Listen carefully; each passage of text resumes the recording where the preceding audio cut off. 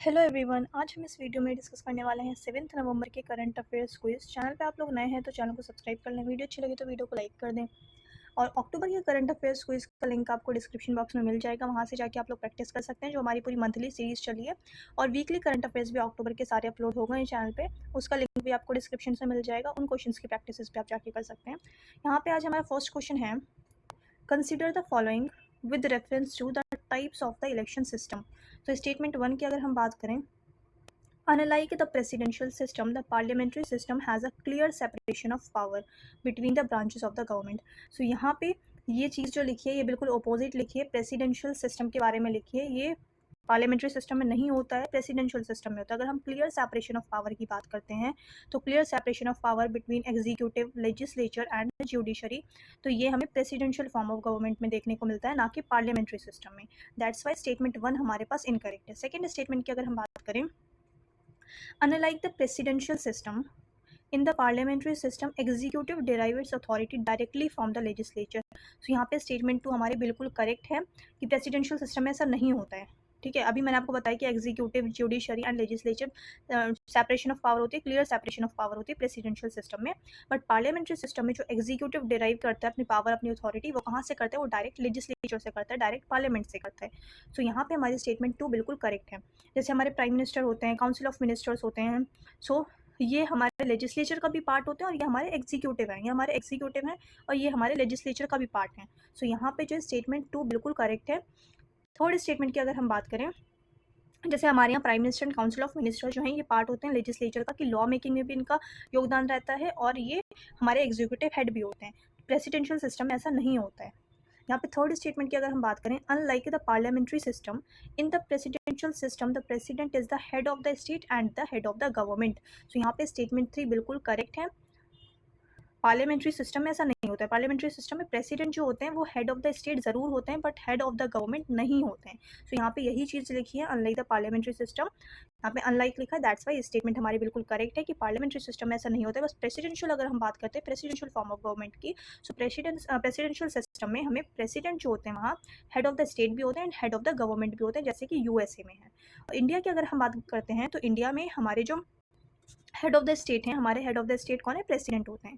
President हमारे head of the state होता है और हेड ऑफ द गवर्नमेंट जो है हमारे, वो कौन होते हैं? Prime minister. सो हमारे प्राइम मिनिस्टर जो होते हैं ये हेड ऑफ द गवर्नमेंट होते हैं और हेड ऑफ द स्टेट होता है हमारे प्रेसिडेंट। प्रेसिडेंट बेसिकली एक सेरिमोनियल हमने पोस्ट बनाई हुई है, सेरिमोनियल पोस्ट होती है सिर्फ, जबकि जो रियल एग्जीक्यूटिव होते हैं या रियल पावर जो होती है वो किन के पास होती है? वो होती है हमारे प्राइम मिनिस्टर के पास। सो यहाँ पे स्टेटमेंट 3 एंड स्टेटमेंट 2 दोनों ही करेक्ट है। यहाँ पे हमसे करेक्ट पूछ रहे थे, सो राइट आंसर होगा हमारा only two is the right answer.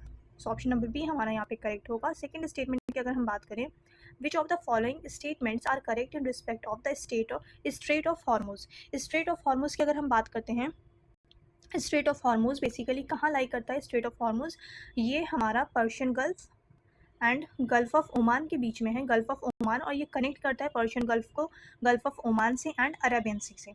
सो ये चीज़ आपको जहन में रखनी है। Straight of Hormuz, strait of Hormuz बहुत इंपॉर्टेंट स्ट्रेट है। कहाँ लाई करता है? लाई करता है Persian gulf and gulf of Oman के बीच में, और पर्शियन गल्फ को, गल्फ ऑफ ओमान को कनेक्ट करता है ये किससे? अरेबियन सी से। सो ये कुछ फैक्ट्स हैं, ये आपको जहन में रखने हैं। ये मैप के थ्रू आप लोग बहुत अच्छे से कर लीजिएगा। यहाँ पे अगर हम स्टेटमेंट्स देखें, so it is located between the Mediterranean Sea and the Red Sea. So यहाँ पे स्टेटमेंट 1 बिल्कुल इनकरेक्ट है, मैंने अभी डिस्कस किया। ये लाई करता है कहाँ पे? Straight of Hormuz between Iran and Oman. So Iran and Oman के बीच में है, ईरान एंड ओमान के बीच में है। ये कनेक्ट करता है पर्शियन गल्फ को गल्फ ऑफ ओमान से एंड अरेबियन सी से। तो इस चीज़ को आपको जहन में रखना है, ईरान एंड ओमान के बीच में है। एंड सेकेंड स्टेटमेंट है यहाँ पे, the countries like Iran and Oman borders the straight of Hormuz. So ये यही चीज़ जो अभी हमने डिस्कस करी, सेकेंड स्टेटमेंट यहाँ हमारी करेक्ट है कि कंट्रीज जो Iran and Oman straight of Hormuz के बॉर्डर पे है, मतलब ईरान एंड ओमान के बॉर्डर पे स्ट्रेट ऑफ हॉर्मुज है। तो यहाँ पे स्टेटमेंट नंबर 2 जो है हमारी बिल्कुल करेक्ट है। पर्शियन गल्फ को कनेक्ट करता है गल्फ ऑफ ओमान से एंड अरेबियन सी से, लाई करता है ईरान एंड ओमान के बीच में। थर्ड है यहाँ पे, approximately 20% of the world's oil passes through the straight of Hormuz. तो यहाँ पे स्टेटमेंट 3 हमारी बिल्कुल करेक्ट है। ये स्ट्रेट ऑफ हॉर्मुज इस वजह से ही बिल्कुल बहुत ज़्यादा इंपॉर्टेंट है कि यहाँ पे जो वर्ल्ड का जो 20% ऑयल की जो पास होते हैं वो हमारा स्ट्रेट ऑफ हॉर्मुज से होता है। सो यहाँ पे थर्ड स्टेटमेंट भी हमारी करेक्ट है, सेकंड भी करेक्ट है। Approximately 20% of the world oil passes through the straight of Hormuz. तो यहाँ पे सेकंड एंड थर्ड स्टेटमेंट हमारी बिल्कुल करेक्ट है, हमसे करेक्ट पूछ रहे थे। ऑप्शन होगा 2 एंड 3। तो यहाँ पे ऑप्शन नंबर बी जो है हमारा ये बिल्कुल करेक्ट है, ऑप्शन नंबर बी जो है राइट आंसर होगा 2 and 3। The next question is which of the following countries are the key partners in the Middle East Europe Economic Corridor Initiative? So MEC initiative की अगर हम बात करें so ये middle east Europe, ये acronym है किसका, middle east Europe economic corridor initiative का। सो इसमें ये बेसिकली क्या है, MEC इनिशिएटिव जो है ये बेसिकली एक इंफ्रास्ट्रक्चर प्रोजेक्ट है। इंफ्रास्ट्रक्चर प्रोजेक्ट है MEC की अगर हम बात करते हैं, ये इंफ्रास्ट्रक्चर प्रोजेक्ट है। इसका एम क्या है, कनेक्ट करना इंडिया को मिडल ईस्ट के साथ एंड यूरोप के साथ, जिसकी वजह से जो कॉस्ट है गुड्स वगैरह जो ट्रांसफ़र किए जाते हैं या इन सब की कॉस्ट जो है बहुत ज़्यादा कम हो जाएगी इस इनिशिएटिव की वजह से। Middle east Europe economic corridor initiative की वजह से इसका एम है, ये बेसिकली इंफ्रास्ट्रक्चर प्रोजेक्ट है और इसमें ट्रांसपोर्ट, एनर्जी, डिजिटल नेटवर्क इन सब के थ्रू जो है India middle east and Europe को कनेक्ट करने की बात की। मतलब ये टारगेट है कि इंडिया को मिडल ईस्ट से एंड यूरोप से तो ट्रांसपोर्ट हो, चाहे एनर्जी सेक्टर हो, चाहे फिर डिजिटल नेटवर्क हो, इन सब सेक्टर्स में कनेक्ट करना है। सो यहाँ पे हमारा जो राइट, और यहाँ पे हमसे पूछ रहे हैं कि इसमें की पार्टनर्स कौन से। तो अगर हम इस इनिशिएटिव की बात करते हैं कि इसमें कौन कौन से स्टेट हैं, तो स्टेट्स के कौन कौन सी कंट्रीज़ हैं, तो यहाँ पे अगर हम बात करें इंडिया है, इंडिया को कनेक्ट करने की बात की जा रही है, तो जाहिर सी बात है इंडिया होगा। USA है, यूरोपियन यूनियन, सऊदी अरेबिया है एंड UAE है। सो यहाँ पे जो है India, USA, Saudi Arabia, UAE and European union जो है यहाँ पे की पार्टनर्स हैं। सो यहाँ पे जो हमारा राइट आंसर होगा, हमसे यहाँ पे स्टेट पूछे थे, कंट्रीज पूछे थे, ऑप्शन नंबर डी जो हमारा यहाँ पे राइट आंसर होगा India, US, European union, Saudi Arabia and the UAE, United Arab Emirates. यहाँ पे ऑप्शन नंबर डी जो है हमारा ये बिल्कुल करेक्ट होगा। The next question is which of the following is likely to happen if a candidate in an assembly election dies after the nomination process but before the election? So यहाँ कह रहे हैं कि कोई भी कैंडिडेट है जो कि इलेक्शन के लिए जो इलेक्शन कंटेस्ट कर रहा है, अगर उसकी डेथ हो जाती है बिफोर इलेक्शन अगर उसकी डेथ हो जाती है तो ऐसी सिचुएशन में क्या होगा। मतलब यहाँ पे उन्होंने नॉमिनेशन पेपर फिल कर दिए हैं, नॉमिनेशन का जो प्रोसेस था वो कंप्लीट हो गया है, बट इलेक्शन का जो प्रोसेस था यानी कि वोटिंग वगैरह नहीं हुई है, तो और उससे पहले ही इनकी डेथ हो जाती है कैंडिडेट की। तो ऐसे में क्या होता है, तो ऐसे में जो अगर ऐसा किसी कॉन्स्टिट्यूंसी में होता है तो उस कॉन्स्टिट्यूंसी में इलेक्शन को पोस्टपोन कर दिया जाता है। सो यहाँ पे ऑप्शन नंबर ए जो है हमारा राइट आंसर होगा। सो यहाँ पे ए जो है हमारा राइट आंसर होगा। और कई बार ऐसा होता है कि जैसे अगर यहाँ पे कह रहे हैं कि नॉमिनेशन प्रोसेस हो गया है और इलेक्शन जो है नहीं हुआ है, कितनी बार अगर ये सिचुएशन हो कि नॉमिनेशन प्रोसेस भी कंप्लीट हो गया है एंड इलेक्शन का प्रोसेस जो था यानी कि वोटिंग वगैरह भी हो गई है, उसके बाद अगर किसी कैंडिडेट की डेथ हो जाती है, तो ऐसे में क्या होता है, ऐसे में कोई भी इलेक्शन जो है वहाँ पे कैंसिल नहीं होगा, कि इलेक्शन को वहाँ पे ऐसा नहीं होगा कि रद्द कर दिया जाएगा। ठीक है, अगर इलेक्शन प्रोसेस कंप्लीट हो गया उसके बाद किसी कैंडिडेट की डेथ हो रही है तो वहाँ पे इलेक्शन को जो है नलीफाइड डिक्लेयर नहीं करेंगे, नल डिक्लेयर नहीं करेंगे। ठीक है, उसके रिजल्ट का वेट करेंगे, और अगर रिजल्ट में ऐसा होता है कि जिस कैंडिडेट की डेथ हुई है अगर वो विन कर जाते हैं, अगर उनके सबसे ज़्यादा वोट्स आते हैं, नंबर ऑफ वोट्स, तो ऐसी सिचुएशन में क्या होता है, फिर बाई इलेक्शन हो सकते हैं। बट अगर इलेक्शन प्रोसेस हो गया है उसके बाद डेथ होती है तो ऐसे में कैंसिल नहीं होगा, ऐसे में इलेक्शन जो है कैंसिल नहीं किए जाएंगे। जो रिज़ल्ट होगा वो आउट होगा इलेक्शन का, और उसके बाद जो भी सिचुएशन होगी या जो डेथ जिनकी हो गई है, अगर वो कैंडिडेट विन कर रहे होंगे तब बाई इलेक्शन हो सकते हैं, वरना फिर कोई भी असर नहीं होगा अगर कोई दूसरा कैंडिडेट वहाँ से विन करता है। तो यहाँ पे स्टेटमेंट नंबर 1 जो है ये बिल्कुल करेक्ट होगी हमारी, क्योंकि यहाँ पे कह रहे हैं कि बिफोर इलेक्शन जो है डेथ हो जाती है तब क्या होता है, नॉमिनेशन प्रोसेस कंप्लीट हो गया है बट इलेक्शन प्रोसेस नहीं हुआ है, तो ऐसे में उस कॉन्स्टिट्यूंसी में इलेक्शन पोस्टपोन कर दिए जाएंगे। सो ऑप्शन नंबर ए जो होगा यहाँ पे राइट आंसर होगा। The next question is consider the following with reference to the eligibility for PM Vidya Lakshmi scheme for higher education.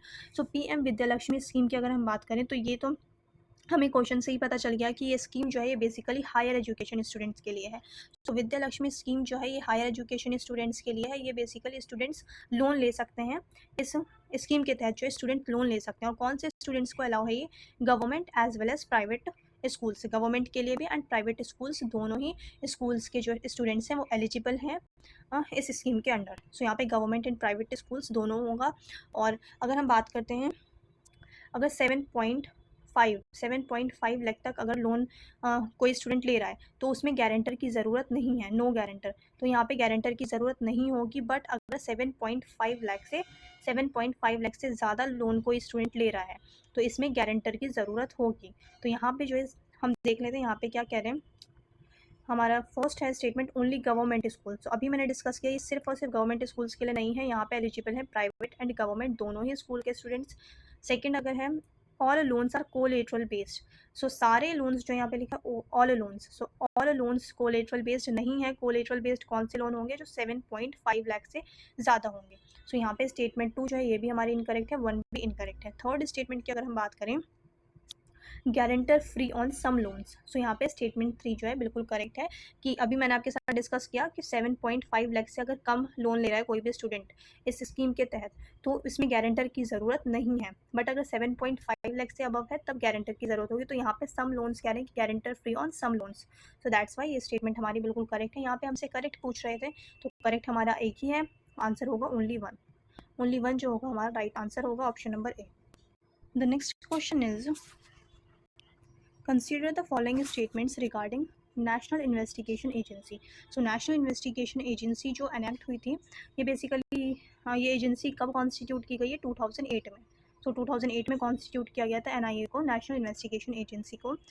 ये बेसिकली एक स्टैट्यूटरी बॉडी है जो स्टेटमेंट 1 कह रहा है it is a statutory body that functions as the central counter terrorism law enforcement agency in India. So यहाँ पे statement 1 बिल्कुल करेक्ट है, स्टैट्यूटरी बॉडी और ये फंक्शन करता है as a central counter terrorism law enforcement agency है। Terrorism से रिलेटेड जो केसेस होते हैं वो देखता है नेशनल इन्वेस्टिगेशन एजेंसी एनआईए। तो यहाँ पे स्टेटमेंट 1 हमारी बिल्कुल करेक्ट है। सेकेंड स्टेटमेंट की अगर हम बात करें unlike CBI the NIA does not need a state government's approval to investigate and prosecute offences under the state laws. So यहाँ पे कह रहे हैं एनआईए को ज़रूरत नहीं होती स्टेट गवर्नमेंट से अप्रूवल की। यहाँ पे ये स्टेटमेंट बिल्कुल इनकरेक्ट है बिकॉज सीबीआई को भी अप्रूवल लेना पड़ता है एंड एनआईए को भी अप्रूवल लेना पड़ता है स्टेट गवर्नमेंट से किसी भी केस को इन्वेस्टिगेट करने के लिए। सो यहाँ पे स्टेटमेंट 2 हमारी इनकरेक्ट हो जाएगी, स्टेटमेंट 1 हमारी बिल्कुल करेक्ट है। हमसे करेक्ट पूछ रहे थे, आंसर होगा ओनली 1।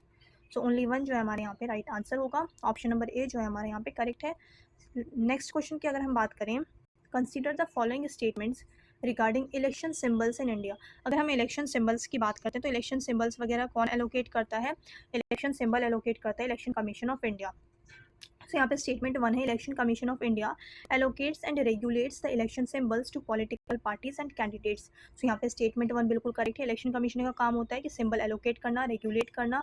तो यहाँ पे स्टेटमेंट 1 बिल्कुल करेक्ट है। सेकेंड स्टेटमेंट की अगर हम बात करें The recognized national and state political parties can have permanent symbols. Yes, जो recognized national party होती हैं, state political parties होती हैं recognized, ये इनके permanent symbols होते हैं। जो भी इलेक्शन कमीशन ऑफ इंडिया ने जो सिंबल इन्हें प्रोवाइड किया है, एलोकेट किया है, वो इनका परमानेंट सिंबल होता है। जो भी पार्टी रिकॉग्नाइज्ड नेशनल पार्टी या रिकॉग्नाइज्ड स्टेट पार्टी बन जाती है। While registered but unrecognised parties and independent candidates are assigned symbols from a free pool. So यहाँ पे स्टेटमेंट 2 बिल्कुल करेक्ट है, स्टेटमेंट 1 भी करेक्ट है, स्टेटमेंट 2 भी करेक्ट है। स्टेटमेंट 3 की अगर हम बात करते हैं once a symbol is assigned to a candidate in an election it can not be used by any other candidate in any future elections. So यहाँ पे स्टेटमेंट 3 जो है यहाँ पे इनकरेक्ट हो जाएगी बिकॉज अगर कोई भी सिंबल एलोकेट किया गया किसी इंडिपेंडेंट कैंडिडेट को या फिर किसी पॉलिटिकल पार्टी को, अगर वो रिकॉग्नाइज्ड नहीं हुई है, उनका रिकॉग्निशन नहीं हुआ है या वो पार्टी आगे चल के ख़त्म हो जाती है, डिसबैंड हो जाती है, तो ऐसे में ज़रूरी नहीं है कि वो सिंबल जो है किसी और को एलोकेट नहीं किया जाएगा। सो यहाँ पे जो स्टेटमेंट 3 इनकरेक्ट है, यहाँ पे कह रहे हैं कि फ्यूचर इलेक्शन के लिए उस सिंबल को यूज़ नहीं किया जा सकता, बट ऐसा नहीं है। इलेक्शन कमीशन जो है वो सिंबल एलोकेट कर सकते हैं किसी दूसरी पार्टी को, किसी इंडिपेंडेंट कैंडिडेट को। सो यहाँ पे स्टेटमेंट 3 जो है हमारा इनकरेक्ट होगा। यहाँ से करेक्ट पूछ रहे थे, आंसर होगा ओनली 2। ओनली 2 जो है हमारा राइट आंसर है, option number B. The next question is consider the following statements regarding graded response action plan या फिर ग्रैप। सो ग्रैप से रिलेटेड यहाँ पे अगर हम बात करते हैं, GRAP is a set of emergency measures implemented in response to various levels of air pollution in the national capital region. So ये हम डिस्कस कर चुके हैं अक्टूबर वाली सीरीज में काफ़ी टाइम, तो ये आपको पता होगा। यहाँ पे स्टेटमेंट 1 जो है बिल्कुल करेक्ट है। ग्रैप जो बेसिकली इमरजेंसी मेजर्स है जिसे इंप्लीमेंट किया जाता है various levels of air pollution in the national capital reason Delhi NCR में। सो यहाँ पे स्टेटमेंट 1 जो है बिल्कुल करेक्ट है। स्टेटमेंट 2 की अगर हम बात करें it can be activated at any time of the year based on real time air quality level. So यहाँ पे स्टेटमेंट 2 भी बिल्कुल करेक्ट है, इसे एक्टिवेट कर सकते हैं किसी भी टाइम जब पॉल्यूशन ज़्यादा होगा। ठीक है, सो यहाँ पे स्टेटमेंट 2 जो है बिल्कुल करेक्ट है, स्टेटमेंट 1 भी बिल्कुल करेक्ट है। यहाँ पे हमसे करेक्ट पूछ रहे थे, सो राइट आंसर होगा हमारा both 1 and 2। So option number C जो है यहाँ पे हमारा करेक्ट आंसर है। The next question is the PM Vidya Lakshmi scheme primarily aimed towards. So ये हमने पहले डिस्कस कर लिया है, स्टार्टिंग में ये क्वेश्चन था। सो यहाँ पे जो राइट आंसर है वो क्या है, providing financial support to meritorious students. So यहाँ पे ऑप्शन नंबर डी जो है हमारा राइट आंसर होगा। Next question is the H1B visa programme is associated with which one of the following. So H1B visa की अगर हम बात करते हैं तो ये किस कंट्री का है। सो ये जो है USA के लिए होता है। सो यहाँ पे ऑप्शन नंबर डी जो है यहाँ पे राइट आंसर होगा। आई होप आप लोगों को क्वेश्चंस अच्छे लगे होंगे, प्रैक्टिस की होगी आप लोगों ने। चैनल पे आप लोग नए हैं तो चैनल को सब्सक्राइब कर लें, वीडियो अच्छी लगी तो वीडियो को लाइक कर दें। अब मिलते हैं नेक्स्ट वीडियो में।